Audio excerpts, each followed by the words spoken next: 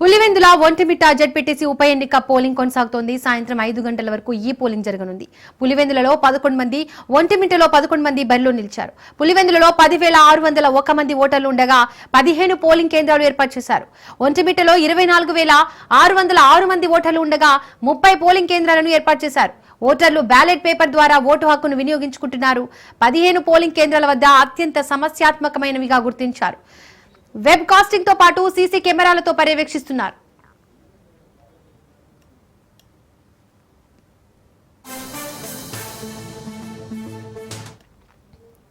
ఇక పులివెందుల ఒంటిమిట్ట జడ్పీటీసీ ఉప ఎన్నికల సందర్భంగా కడప జిల్లాలో హైటెన్షన్ వాతావరణం నెలకొంది.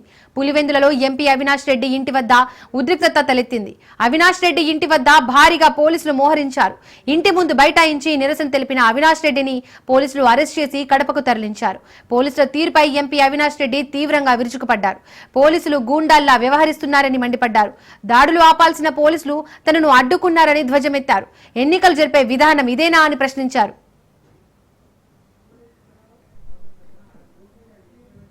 అటు టీడీపీ ఎమ్మెల్సీ రామ్ గోపాల్ రెడ్డిని అరెస్ట్ చేశారు. అటు వేంపల్లిలో వైసీపీ నేత సతీష్ రెడ్డిని హౌస్ అరెస్ట్ చేశారు. పోలీసులను కార్యకర్తలు అడ్డుకున్నారు. కార్యకర్తలు పోలీసుల మధ్య తోపులాట జరిగింది. వేంపల్లిలో సతీష్ రెడ్డిని హౌస్ అరెస్ట్ చేశారు.